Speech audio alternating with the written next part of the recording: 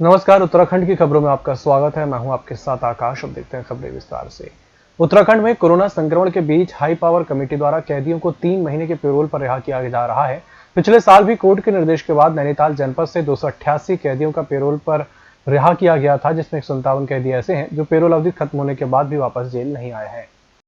पिछले वर्ष के 157 बंदी सजायाफ्ता और हवालाती मिला के अभी तक वापस कारागार में दाखिल नहीं हुए हैं, जिनके संबंध में कार्रवाई की जा रही है। और इस वर्ष माननीय उच्च न्यायालय के निर्देश पे हाई पावर कमेटी का जो गठन हुआ, उसके द्वारा ऊधम सिंह नगर के 248 बंदी और नैनीताल जिले के 139 बंदी छूटने थे, जिसमें अभी तक ऊधम सिंह नगर के 223 और नैनीताल के 125 बंदी छोड़े जा चुके हैं। बाकी के संबंध में कार्रवाई की जाए। व्यापारियों को आर्थिक पैकेज देने और बाजार खोलने की मांग को लेकर आज हल्द्वानी में व्यापारियों ने नेता प्रतिपक्ष इंदिरा हृदयेश के आवास पर धरना दिया। व्यापारियों की मांग है कि कर्फ्यू के चलते उनका व्यापार ठप हो चुका है और वह आर्थिक संकट के दौर से गुजर रहे हैं।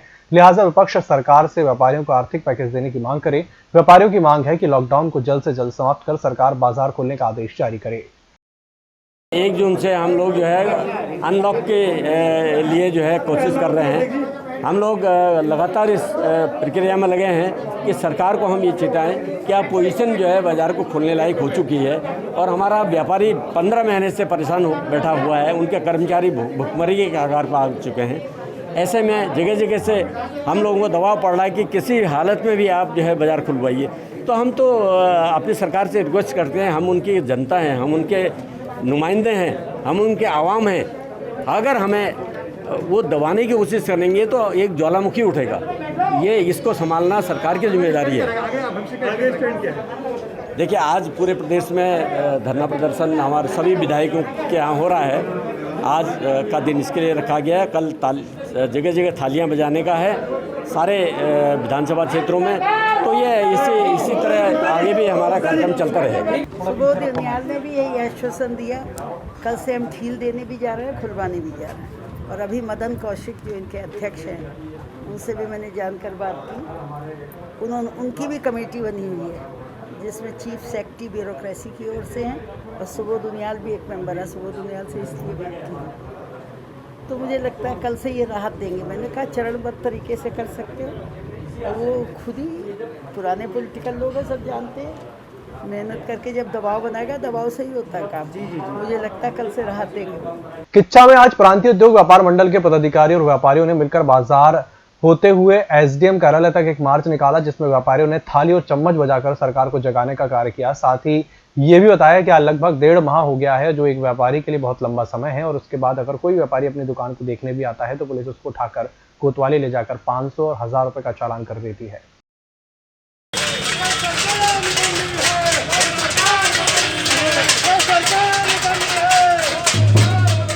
आज जो लगातार 1 महीना 15 दिन हो गए संपूर्ण बाजार बंद है और बड़ी विपरीत परिस्थितियों में आज की तारीख में व्यापारी काम कर रहा है।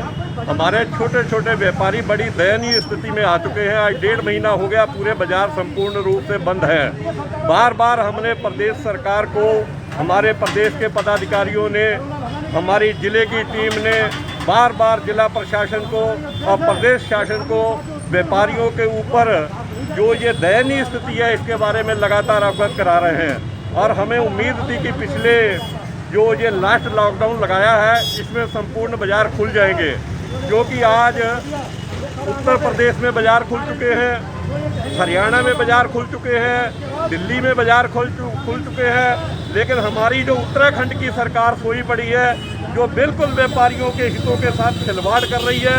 हमारा निवेदन है, आज जैसे पहले प्रधानमंत्री ने एक बार कोरोना भगाने के लिए तालियां बजवाई थी, आज उसी कड़ी में हम उत्तराखंड की सरकार को जगाने के लिए तालियां बजा रहे हैं कि उत्तराखंड की सरकार जागे और संपूर्ण बाजार जो है हमारा वो लगभग शाम को 5 बजे तक जागे। ये सरकार को पहले हमें बजाने के दिया था कि कोरोना भगाओ।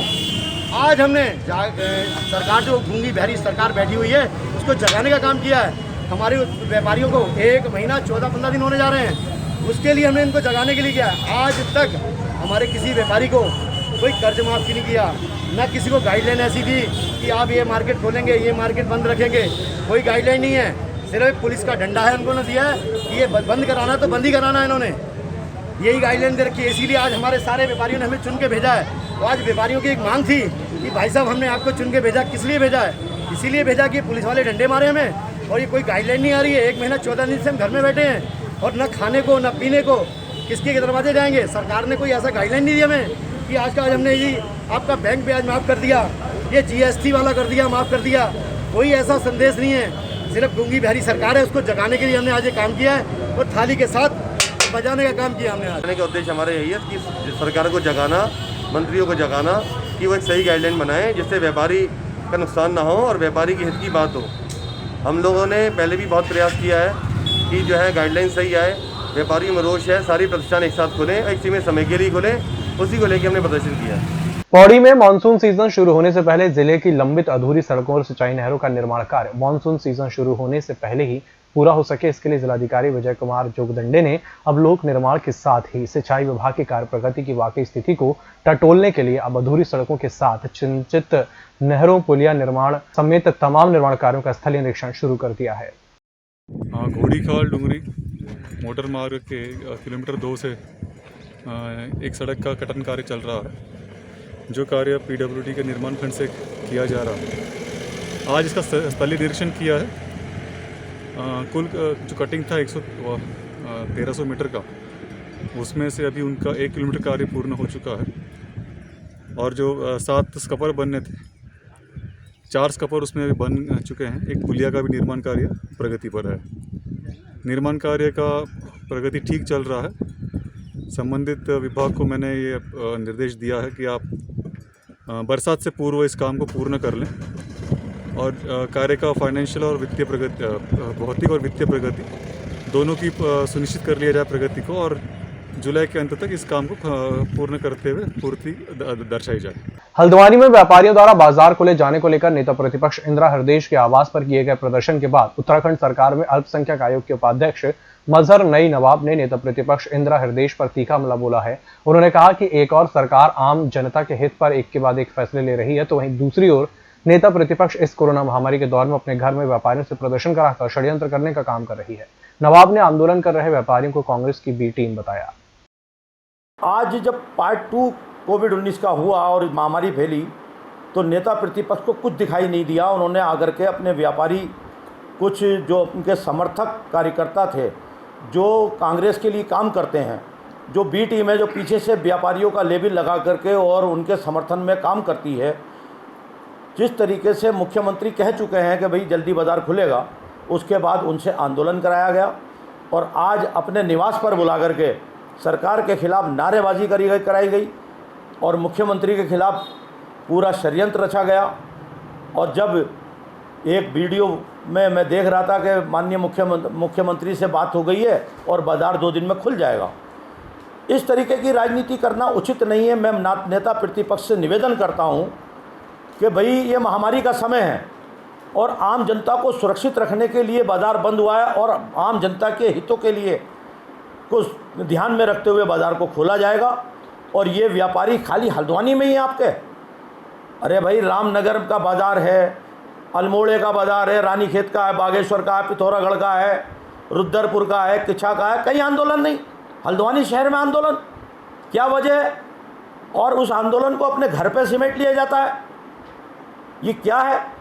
ये वो टीम है जो कांग्रेस समर्थित व्यापारी काम करते हैं, इंदिरा हृदयेश जी के कहने पर, उनके निशानों पर काम करते हैं, उनके समर्थन में काम करते हैं और ये वो टीम काम कर रही है। मैं निवेदन करना चाहता हूं नेता प्रतिपक्ष से, एक भारी वोट बैंक आपका बनबुलपुरा मुस्लिम क्षेत्र में है जो आपको इतनी भारी तादाद में वोट देता है, आप उनकी सुरक्षा की चिंता करिए। किच्छा में आप पार्टी के कार्यकर्ताओं ने के बैनर तले पोस्टर हाथों में पकड़कर हल्द्वानी रोड स्थित कार्यालय से शहर के मुख्य मार्ग पर एक प्रदर्शन किया, जिसमें आप पार्टी के कार्यकर्ताओं ने कहा कि भाजपा के शासनकाल में लगातार महंगाई बढ़ रही है, जिससे आम आदमी को महंगाई की मार पड़ रही है। चाहे को रसोई में राशन तेल आदि की महंगाई बढ़ रही है, वहीं पेट्रोलियम पदार्थों की महंगाई आसमान छू रही है। महंगाई के कारण आम आदमी के रोजमर्रा की चीजें बहुत से दूर होती आ रही हैं।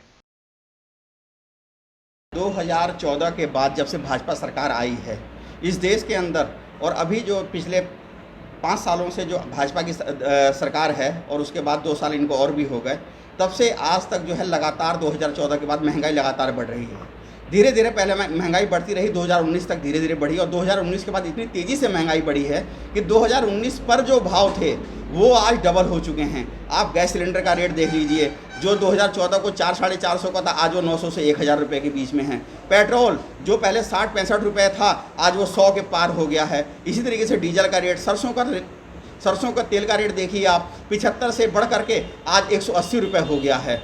इस तरीके से पूरी, और इस कोरोना काल के अंदर जबकि लोगों के रोज़गार चले गए, नौकरियां चली गई, लोगों की दुकानें बंद पड़ी हुई हैं, आज इस बीच में महंगाई की मार लगातार आम आदमी पर पड़ती जा रही है। लोगों के व्यापार बंद हो गए, नौकरियां चली गई, खाने को पैसे नहीं हैं, महंगाई इतनी तेज़ी से आगे बढ़ रही है। जो राशन का सामान पहले आदमी का 2000 रुपये में आता था, जो 5000 रुपये में भी पूरा नहीं पड़ रहा है। बहुत बुरी स्थिति है और ये जो आम भाजपा सरकार है ये बिल्कुल भी नहीं देख रही है, ये आंख बंद करके पड़ी हुई है। ये लाखों के घोटाले हो रहे हैं, लोगों के दुनिया परेशान है और ये लोग अपनी राजनीति की रोटियां सेकते हुए नज़र आ रहे हैं। हम लोगों का जो आज प्रदर्शन था वो महंगाई के खिलाफ था। कहीं ना कहीं लॉकडाउन को चलते हुए एक आम जनता पे जो है गवर्नमेंट को सब्सिडी देनी चाहिए, बहुत सारी छूटें देनी चाहिए, उसके छूटों के नाम पर कुछ भी नहीं हो रहा है। और मेरा जहाँ तक अपना मानना है कि महंगाई चरम सीमा पे है इस समय। एक आम आदमी कुछ भी नहीं खरीद पा रहा है और उसका रोज़गार छिन चुका है। 3 महीने से पिछले साल से लेकर इस साल तक मुझे लगा रोज़गार का जो है काफ़ी स्तर नीचे गिरा है। गवर्नमेंट ना बिजली की बिलों में छूट कर रही है, ना बच्चों की पढ़ाई में छूट करवा रही है और ना कोई रोज़गार भत्ता दे रही है। तो कहीं ना कहीं हम आम आदमी पार्टी का ये एम है कि अगर गवर्नमेंट सुनती है तो ठीक है, नहीं हम लोग आगे जाके और भी अपना आंदोलन और उग्र करेंगे। इस बुलेटिन में फिलहाल इतना ही। इसी के साथ मुझे दीजिए इजाजत। नमस्कार।